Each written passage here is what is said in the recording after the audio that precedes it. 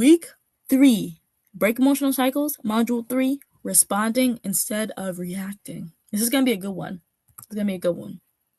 So when it comes to reactions, like I said before, think before you do, think before you act, be aware. Reactions sometimes come fast because urgency and speed and volume. Because when you have anxiety and you add that with urgency, it causes quick actions without thinking. But when you have anxiety and you have a pause, it creates obedience and trust in the Lord because you just wait.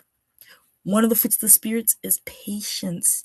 Listen, quick actions are done without thinking, and this is what causes disobedience.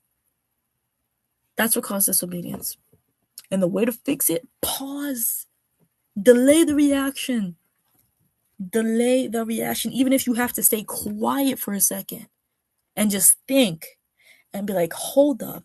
Even if you have to catch yourself, even if you're saying something, you're like, hold up. I want that to be your word for I want you to try this. Every time before you react out of anxiety, be like, hold up. Hold on. Hold on. Patience.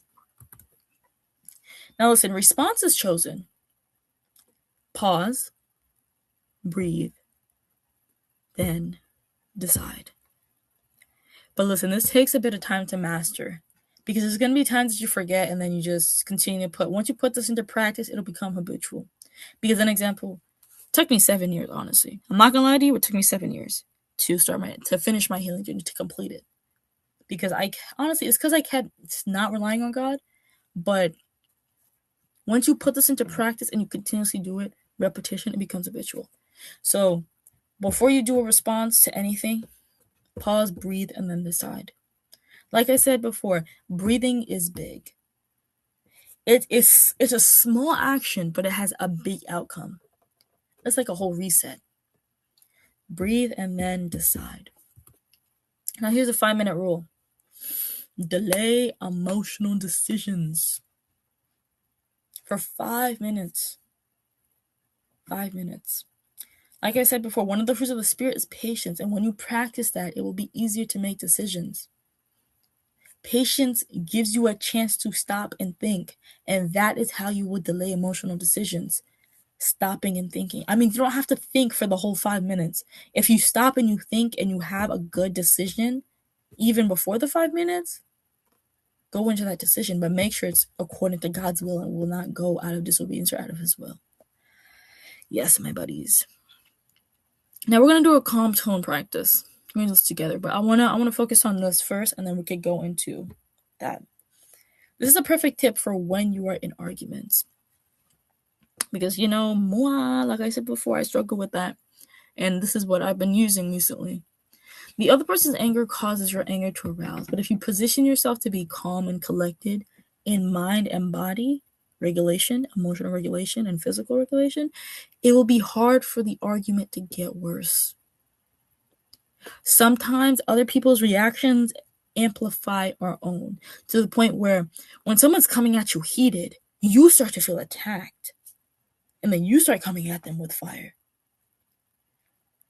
But when someone's coming at you heated, you lower your voice, you slow your pace and relax. You're like, hold up, let me pause. Then you react. The argument won't get worse.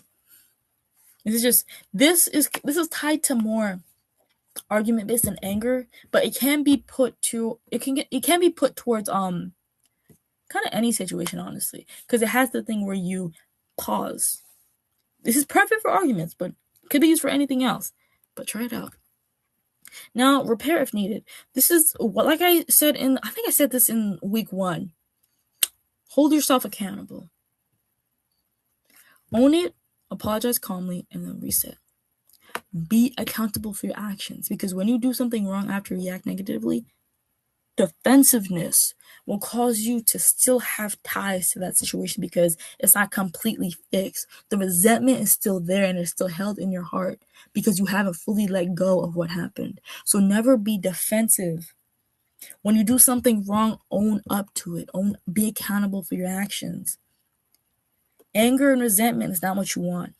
You don't want to resent anyone because it's going to hurt you more than it hurts the other person.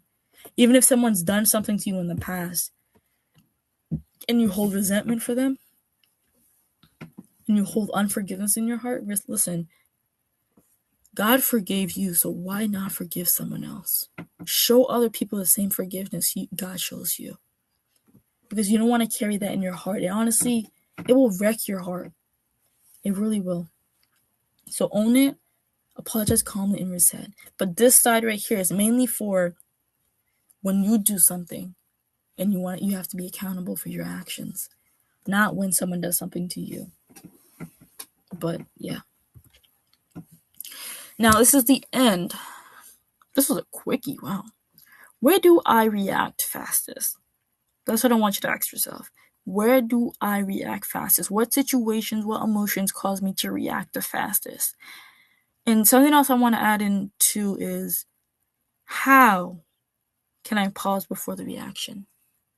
How can I pinpoint what the trigger is and then react in a more calm, more positive way?